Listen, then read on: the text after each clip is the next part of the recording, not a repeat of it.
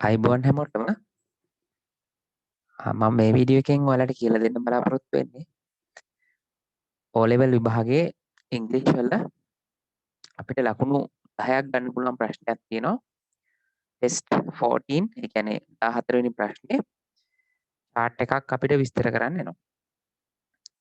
එතකොට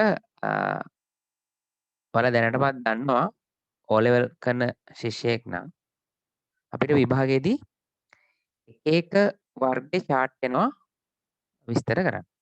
උදාහරණයක් විදිහට අපිට එනවා bar graphs. bar graph එකක් එතකොට මේ විදිහේ තියෙනවා. එතකොට ඒකේ සිංගල් බාස් තියෙන ඒවාත් එනවා. ඒතකොට ඩබල් බාර් තියෙන ඒවාත් එනවා. ඒ කියන්නේ තනි තීරු ඒවාත් එනවා, තීරු දෙක ඒවාත් එනවා. ඊට අමතරව අපිට ගොඩක් වෙලාවට එනවා වට ප්‍රස්ථාරයක්. අපි කියනවා P chart එකක්. ඒතකොට මේ ප්‍රස්ථාර වර්ග දෙක තමයි ගොඩක් වෙලාවට දැනට විභාගෙට ඇවිල්ලා තියෙන්නේ. ඊට අමතරව අපිට එනවා විභාගෙට ටේබල් එකක්. එතකොට දැන් මේ වීඩියෝ එකේ මම ඔයාලට කියලා දෙන්න බලාපොරොත්තු වෙන්නේ කොහොමද අපි chart එකක් හරි ටේබල් එකක් හරි ආවොත් ඒක විස්තර කරන්න කියලා. එතකොට අපි මේ chart එකක් හරි එතකොට ටේබල් එකක් හරි නැත්නම් වෙන රූප සටහනක් හරි ඕනෑම වර්ගයක එකක් ලියනකොට මේ විස්තර කරන්න යනකොට අපි ඒක ඡේද 3කට තමයි ලියන්න ඕනේ. එතකොට ඒකේ අපි පළවෙනි ඡේදය ඉස්සෙල්ලාම කරන්න ඕනේ. දැන් ප්‍රශ්නේ මේ කොටස තියෙනවා. ඒ ප්‍රශ්නේ තියෙන කොටසින්ම අපි පටන් ගන්න ඕනේ. අපේ chart එක මොකක් ගැනද තියෙන්නේ කියලා. හරි. ඒත් දැන් මම මෙතන ඔයාලට දීලා තියෙන්නේ this කියලා. මෙතන shows කියලා දීලා තියෙනවා. එතකොට නිරූපණය කරන්නේ මොකක්ද කියලා. එතකොට පේපර් එකේ කියන ප්‍රශ්නයට අනුව graph එකක්ද, P chart එකක්ද, table එකක්ද, Venn diagram එකක්ද, line chart එකක්ද, ඒ කියන එක අපි මෙතනට replace කරගන්න ඕනේ. ඒ කියන්නේ මෙතන තියෙන විභාගෙට එන chart එකේ වර්ගය මෙතන දාගන්න. හරි.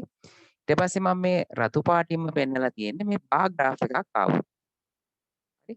bar graph එකක් ආවොත් එක් අක්ෂ දෙකක් තියෙනවනේ. x අක්ෂයයි y අක්ෂයයි. ඒ දෙක આવොත් තමයි අපිට මෙන්න මේ කියන වාක්‍ය දෙක පාවිච්චි කරන්න පුළුවන්. හරි. පළවෙනි පැරග්‍රාෆ් එකේ අපි ඉස්සෙල්ලාම ලියන්නේ chart එකෙන් මොකද්ද ඩිස්ප්ලේ කරන්නේ. ඊට පස්සේ බාර් ග්‍රාෆ් එකක් ඇවිල්ලා තිබ්බොත් y අක්ෂයෙන් නිරූපණය කරන්නේ මොකද්ද? x අක්ෂයෙන් නිරූපණය කරන්නේ මොකක්ද කියලා අපි කියනවා. ඉතින් මේ හිස්තැන තියෙන්නේ ඒක ලියන්න. දැන් ඒතකොට මේකේ පොයින්ට් ෆෝම් එකෙන් දීලා තිබ්බට විභාගෙට ලියනකොට ඔයාලා මේක පැරග්‍රාෆ් එකක් විදිහට ලියන්න ඕනේ. දැන් මම පස්සේ මේක අවසානයේට මේ පැරග්‍රාෆ්ස් තුන ලියන හැටි ඔයාලට කියලා දීලා කොහොමද ආන්සර් එකක් ලියන්නේ කියලා දෙන්න. හරි. ඊට පස්සේ මතක තියාගන්න අපි ඉස්සෙල්ලාම ලියන්නේ y අක්ෂය ඊට පස්සේ x අක්ෂය. ඊට පස්සේ ඒකේ තියෙන ටික මොනවාද කියලා අපි ලියනවා. දැන් x අක්ෂයට අපි හිතුවොත් පළතුරු නම් පළතුරු වර්ග ටිකක් තියෙනවා. ට්‍රාන්ස්පෝර්ට් කරන මොඩ් එක ගන්නම් ඒ ට්‍රාන්ස්පෝර්ට් කරන විදි ටික තියෙනවා. සබ්ජෙක්ට්ස් නම් සබ්ජෙක්ට්ස් ටික තියෙනවා. ඒ ටික අපි ලියලා අවසානයේට and කියලා දාලා අන්තිම එක ලියන්න ඕනේ. හරි උදාහරණයක් විදියට කමල් නිමල් අමර කිව්වොත් අපි they are Kamal Nimal and අමර. හරි. පළවෙනි පැරග්‍රාෆ් එකේ ලියන්න ඕනේ මේ ටික. එතකොට අපි හිතුවොත් P chart එකක් හරි ටේබල් එකක් හරි આવොත් මේ රතු පාටින් තියෙන වාක්‍ය දෙක අයින් වෙනවා. හරි. එතකොට අපි අර මුල් ටික විස්තර කරලා ටේබල් එකේ තියෙන විස්තරේ හරි නැත්නම් P chart එකක් ගත්තොත් ඒකෙත් තියෙනවා items ටික ඒ items ටික ලියන්න ඕනේ. ඒක තමයි පළවෙනි පැරග්‍රාෆ් එකේ කරන්න ඕනේ. එතකොට අපි මේක ලියලා ප්‍රැක්ටිස් කරන්න. ඒකට මතක තියාගන්න. මේ කොටස ලිව්වා නම් අපිට ලකුණු දැන් ලකුණු 10ක් දෙනවනේ. ලකුණු 10 දෙන විදිහක් තියෙනවා chart එකේ. අපි content එකට දෙනවා ලකුණු 3ක්, language එකට ලකුණු 3ක්, එතකොට format එකටයි organization එකටයි ලකුණු 2ක් දෙනවා. mechanics of writing එකට ලකුණු 2ක් දෙනවා. එතකොට මේ bar graph එකේ content කියන එකේදී ඒක විස්තරය දෙනවනේ. ඒ විස්තරේ හැම විස්තරයක්ම ඇතුළත් කරලා තියෙනවා නම් නිවැරදිව විස්තරේ අදාළ දේ නිරූපණය කරලා තියෙනවා නම් ලකුණු 3ම ගන්න පුළුවන්. හරි? බලමු දැන් දෙවෙනි පැරග්‍රාෆ් එක කොහොමද ලියන්නේ කියලා. ඒතර දෙවෙනි පැරග්‍රාෆ් එකට එද්දී මම මෙතන දීලා තියෙන පළවෙනි වාක්‍යය. මේකත් අපිට හැම එකකදීම පාවිච්චි කරන්න පුළුවන්. මොකක්ද? when we analyze in the එතකොට මේ මම බ්‍රැකට්ස් ඇතුලේ දාලා තියෙන්නේ පේපර් එකේ අපිට එන එක. මේ ඔක්කොම ලියන්නේ නැහැ. දැන් bar graph එකක් ආවොත් when we analyze in the bar graph. chart එක නම් when we analyze in the p chart. table එක නම් when we analyze in the table. We could clearly see that. අපිට පැහැදිලිවම පේන්න තියෙන දේ අපි ඉස්සල්ලාම ලියනවා. ගොඩක් වෙලාවට මේකේ වචන ටිකක් දෙනවා. ඒ වචන ටික මම ඔයාලට මේ ඡේද 3 අවසානයේදී කියලා දෙන්නම්. ඒ වචන ටික තමයි අපි ගොඩක් වෙලාවට මේකේ පාවිච්චි කරන්නේ.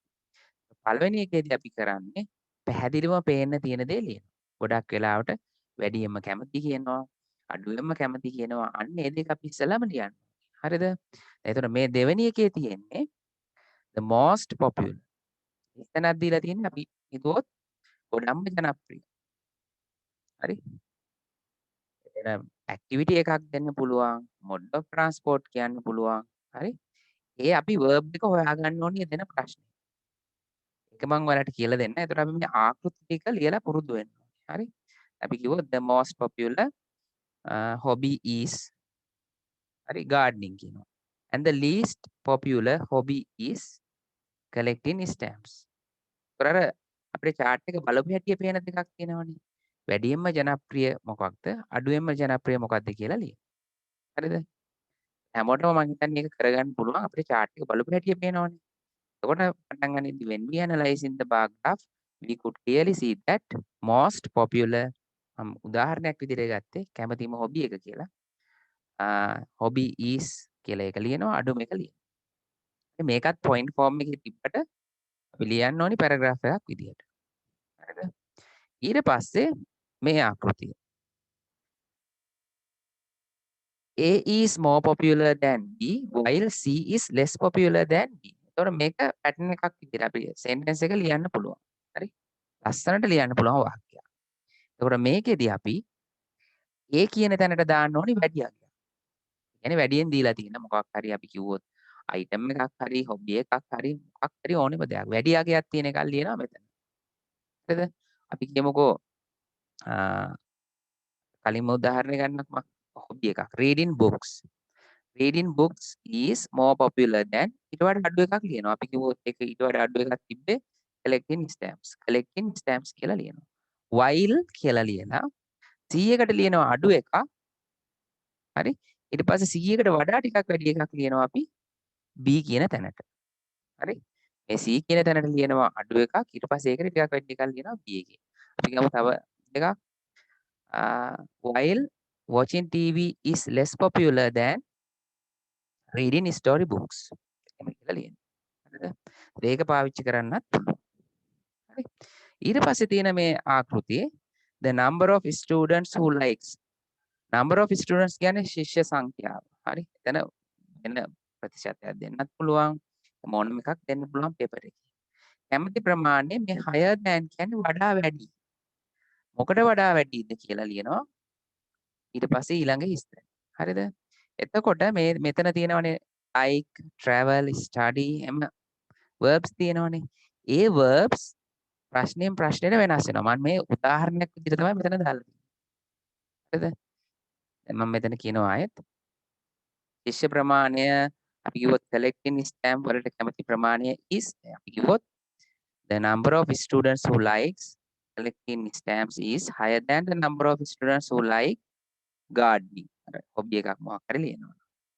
right? but lower than the number of students ඊට පස්සේ නමුත් අඩුයි කියලා ලියනවා. ඊට පස්සේ කියන්නේ දැන් අපි මේ ලියන එකට වඩා වැඩි එකක් ලියන්න ඕනේ ඊළඟට.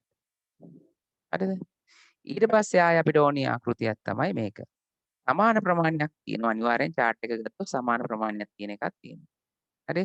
ඒතර සමාන ප්‍රමාණයක් තියෙන එක අපි ලියනවා equal number of. හරිද?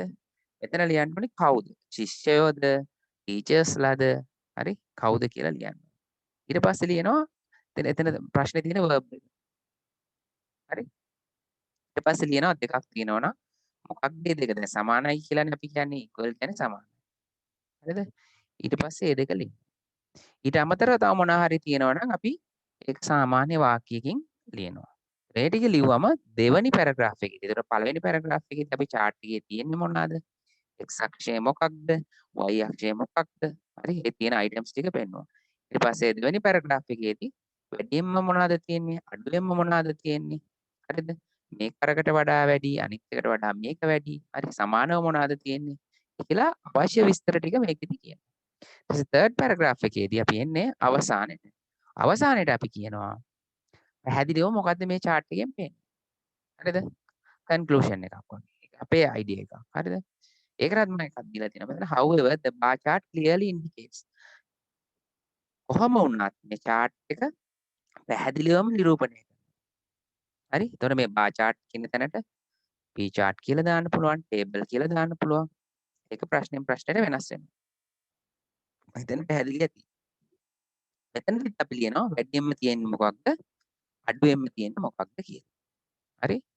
එතකොට පැහැදිලි අපි කොහොමද ලියන්නේ? ඉස්සෙල්ලාම පැරග්‍රාෆ් එකක් ලියනවා. ඊට පස්සේ තව පැරග්‍රාෆ් එකක් ලියනවා. අවසානයේට අපේ කන්ක්ලූෂන් එකට පොඩි පැරග්‍රාෆ් එකක් ලියනවා. හරිද? එතකොට මෙන්න මේ කියන වචන ටික සාමාන්‍යයෙන් chart එක දීලා උඩ box එකක් ඇතුලේ දෙනවා. හරි?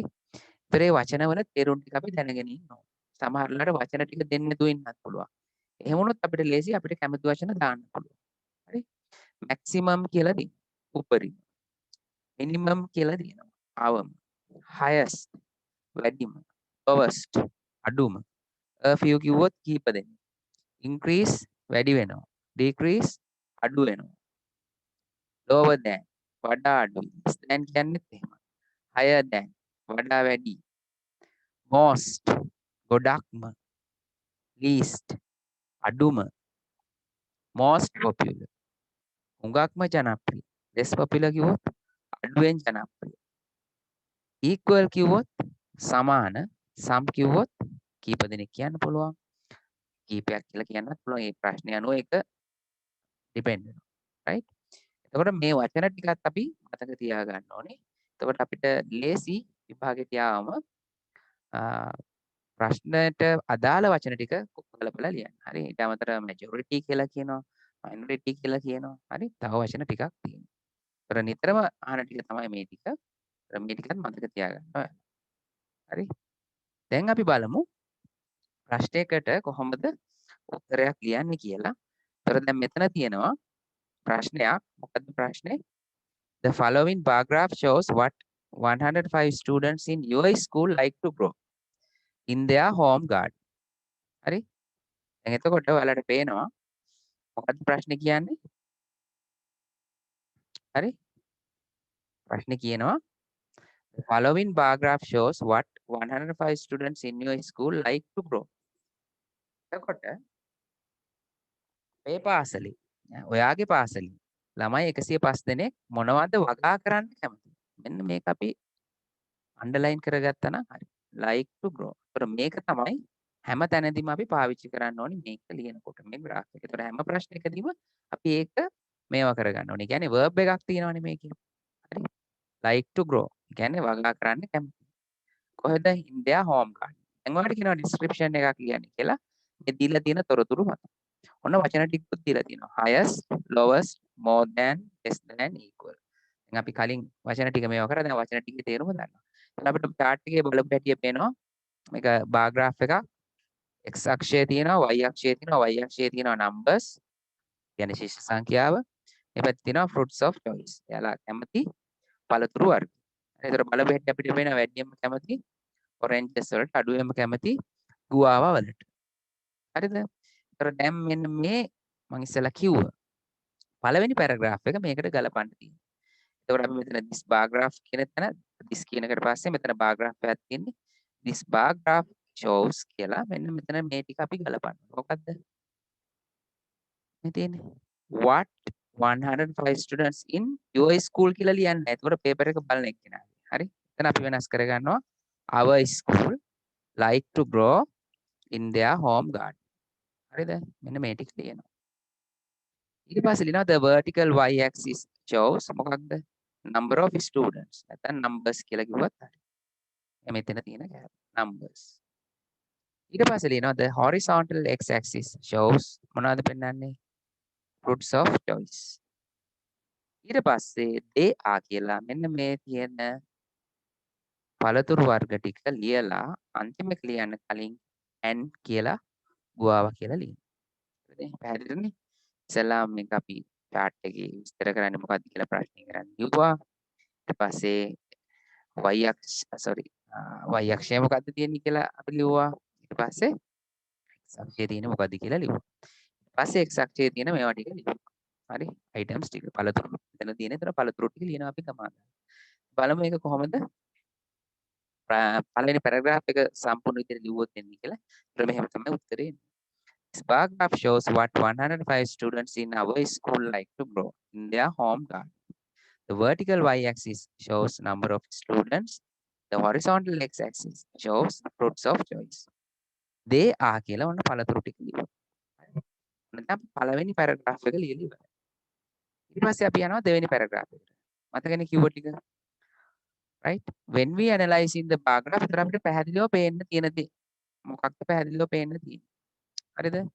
මොකද්ද පැහැදිලිව පේන්න තියෙන්නේ? එතකොට ගොඩාක් ශිෂ්‍යයෝ කැමති වගා කරන්න මොනවාද? දොඩම්. එතකොට අඩුම ප්‍රමාණයක් ශිෂ්‍යයෝ කැමති වගා කරන්න peer. දැන් ඒක තමයි අපි ඉස්සලාම ලියන්නේ. right? ලියන්නේ කොහොමද එනවා? When we analyzing the ආයතන ලිව්ව bar graph, we could clearly see that මොකක්ද? highest number of students. ඔන්න like to grow. හැමතැනම මේකෙන් ඕනේ. like to grow orange. 30 students like to grow it. අපි කියනවා ළමයි 30 දෙනෙක් කැමති වගා කරන්න ඒක. ඊට පස්සේ ලියනවා අඩු එක. lowest number of students like to grow guava. කී දෙනෙක් කැමතිද? 5 students නේ. පහක් කැමති නෙමෙයි. දැන් අපි ඒක ලියනවා 5 students like to grow it. හරි. ඊට පස්සේ මෙන්න මේ ආකෘතියට අපි එනවා. මෙතන තියෙන format එකට දාලා ලියලා තියෙන්නේ. The number of students who like to grow mango is higher than the number of students who like to grow olive. يعني olive වගා කරන ප්‍රමාණයට වඩා අඹ වගා කරන්න කැමති කට්ටිය වැඩි කියලා තියෙනවා. දැන් වැඩිනේ. right? බලපු හැටි අපිට පේනවනේ ඒක chart එකේ. නේ? ඔලිව් වලට වඩා අඹ වැඩි. ඊට පස්සේ ලියලා තියෙනවා right? Also number of students who like to grow pineapple is less than වඩා අඩුයි. The number of students who like to grow apple. අඹ වගා කරන්න පුළුවන් ප්‍රමාණය අඹ වගා කරන්න කැමති ප්‍රමාණය පැපල් වගා කරන්න ප්‍රමාණයට වඩා අඩුයි කියලා තමයි කියලා තියෙන්නේ. ඊට පස්සේ අපි අර කතා කරපු equal number of students like to grow olive and pineapple. සමාන ප්‍රමාණයක් කැමති මොනවාද? olive සහ pineapple වගා කරන්න ශිෂ්‍යයෝ 10 දෙනෙක් ඒවාට කැමති. හරි? ශිෂ්‍යයෝ 10 දෙනෙක් ඒවාට කැමති කියලා තියෙනවා. එතකොට දැන් අපි මේ chart එකේ තියෙන මේවා ටික කිව්වනේ. අඹ කියන එක කියවුණා, orange කියන එක කියවුණා, olive කියන එක කියවුණා, pepper කියන එක කියවුණා, pineapple කියන එක කියවුණා, guava කියන එක කියවුණා. හරිද? right. ඊට පස්සේ අපි යනවා එහෙනම් අවසාන කොටසට. කොහොමද? එසේනම් however the bar chart clearly indicates පැහැදිලිව පෙන්වු කරනවා. දැන් මේක කොටස අපි මතක තියාගෙන යන ටික. මොකද්ද පෙන්වන්නේ? most number of students like to grow. ගොඩාක් ප්‍රමාණයක් ශිෂ්‍යයෝ කැමති වගා කරන්න දොඩම් අඩු ශිෂ්‍ය සංඛ්‍යාවක් කැමති වගා කරන්න pear guava. මොකේද? in their home garden. හරිද? එතකොට අන්න එහෙම කොටස් තුන ලියුවම අපිට ලකුණු 10 ගන්න පුළුවන්. හරිද? ඒතර තව අවශ්‍ය නම් අපිට මේ සංඛ්‍යා ලියලා ලියන්න පුළුවන්. වාක්‍ය දෙවෙනි පැරග්‍රාෆ් එකට. හරි? 25 students like to grow pepper කියලා කියන්න පුළුවන්. අපි මෙතන 28ක් වගේ 28 students like to grow mango කියලා ලියන්න පුළුවන්. හරි? ඊට පස්සේ 5 students like to grow guava කියලා ලියන්න පුළුවන්. හරි. එහෙම ලියන්නත් පුළුවන්. හරි? ඒතර මේ කියලා දුන්න විදිහට ඡේද තුන ගලප ගත්තොත් ඒතකොට හොඳ වචන මාලාවක් තියෙනවා. හරි? වාක්‍ය එකිනෙකට හොඳට සම්බන්ධ වෙලා තියෙනවා. හරි? ගොඩක් meaningful. හරිද? errors නැහැ. එහෙම වුණාම ලකුණු ටික අපිට ගන්න පුළුවන්. හරි?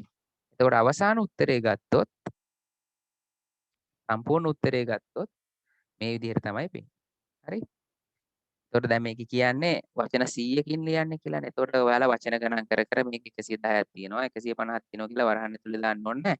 සාමාන්‍ය විස්තරය කරගෙන යද්දී ආසන්න වශයෙන් ඒ ප්‍රමාණයක් වචන එනවා. ඒක අඩු වෙන්න බෑ. හරි. 100ට 100ක් කිව්වම කිව්වොත් 95ක් 105ක් හරි. එහෙම ආසන්න වශයෙන් තියෙන්න ඕනේ. මහා ගොඩක් ඕනෙත් නෑ. ඒ ගොඩක් අඩු වෙන්න බෑ. හරි. ඒතර උත්තරේ එන්නේ මෙහෙම. This bar graph shows what 105 students in our school like to grow in their home garden. Y අක්ෂය ලිව්වා X අක්ෂය ලිව්වා. ඊට පස්සේ මේකේ තිබේ fruits නේ. ඒ ටික ලිව්වා. ඊට පස්සේ when we analyze in the bar graph we could clearly see that කියලා පැහැදිලිව පේන්න තියෙන දේ ලිව්වා. වැඩිම එක ලිව්වා. අඩුම එක ලිව්වා. ඊට පස්සේ සංසන්දනයක් කරා අපි. මේකට වඩා මේක අඩුයි. හැබැයි අරකට වඩා අරක වැඩි අඩුයි කියලා දෙකක් ලිව්වා. ඊට පස්සේ සමාන ප්‍රමාණයක් කියන එක අපි ලිව්වා. අන්තිමට අපි නිගමනය කරනවා ඒ විස්තරත් එක්ක කොහොම වුණත් මෙන්න මේක තමයි වැඩිම මේකේ තියෙන්නේ කියලා. මේ විදිය උත්තරයක් අපිට ලියා ගන්න පුළුවන් නම් O-level විභාගෙදී chart එකට ලකුණු 10ක් ගන්න පුළුවන්. හරි. ඒතර දැන් අපි මේකෙදි ඉගෙන ගත්තේ කොහොමද chart එකක් කියන්නේ bar graph එකක් ලියන්නේ කියලා. ඒතර මම තව වීඩියෝ එකකදී ඔයාලට කියලා දෙන්නම්. ටේබල් එකක් ලියන්නේ කොහොමද කියලා. ඒකෙත් ලොකු වෙනසක් නැහැ. වෙනසකට වෙන්නේ අපි වට ප්‍රස්ථාරය ගත්තත් අපි chart එක ගත්තත් වෙනසකට වෙන්නේ මේකේ y x y අක්ෂ දෙක කියන එක නැති වෙනවා. අනිත් කරුණු ටික එහෙමම තමයි. හැබැයි පොඩි වෙනසක් වෙනවා අර ඩබල් බාර් ග්‍රාෆ් එකක් එනකොට. එතකොට අර තියෙන කොලම්ස් දෙකම අපි ගැන විස්තර කරන්න ඕනේ. හරි. මේ විදිහ එකකුත් ඊළඟ දවසේදී සාකච්ඡා කරමු. මම හිතන්නේ ඔයාලට තේරෙන්න ඇති කොහොමද chart එකකට උත්තර ලියන්නේ කියලා. මේ ආකෘතියට ලියන්න හුරු වෙන්න. එතකොට හැමෝටම පුළුවන් ලකුණු 10ක් කියන්නේ ලොකු ගාණක්. මොකද 14 15 16 test 14 15 16 කියන තුනට ඔලෙල් පේපර් එකේ 16 එකට ලකුණු 15යි 14 එකට ලකුණු 10යි. එතකොට එනවා 15 වෙනි ප්‍රශ්නයකට ලකුණු 8. එතන ලකුණු 33ක්. හරි. එතකොට මේ ලකුණු 10 ගත්ත කියන්නේ පළවෙනි පේපර් එකට අපි ලකුණු 35ක් ගත්තොත් 45ක් වෙනවා. හරි. එතකොට සම්පූර්ණ පේපර් එකේ 55ක් ඉන්නවා නම් 10ක් ගත්තොත් 65ක් වෙනවා. හරි. එතකොට හැමෝටම පුළුවන් මේක ලකුණු කොහොමත් 5න් උඩ 5යි 10ත් අතර ලකුණක් ගන්න පුළුවන් හැමෝටම. එතකොට ඔය සාමාන්‍යයෙන් බෙන්ච් මාර්ක් එක ඉන්නේ. ඒ කියන්නේ මේ ලකුණු ලොකු ප්‍රමාණයක් නැති කට්ටියට ලොකු chance එකක් තියෙනවා. මේ ප්‍රශ්නේ හදාගත්තොත් සම්මානයකට යන්න හරි නැත්නම් එකක් හදාගන්න හරි හරි ලොකු උදව්වක් වෙනවා මේ ප්‍රශ්නේ උත්තර ලියලා ප්‍රැක්ටිස් වෙන එක. හරි. එතකොට මේ විදිහේ වීඩියෝස් ටිකට බලන්න ඔයාලා මගේ YouTube channel එකේ තියෙනවා ICT and English with Anushka කියලා. ඒක subscribe කරන්න. එතකොට තවත් මේ විදිහේ දේවල් ඔයාලට ඉගෙන ගන්න පුළුවන්.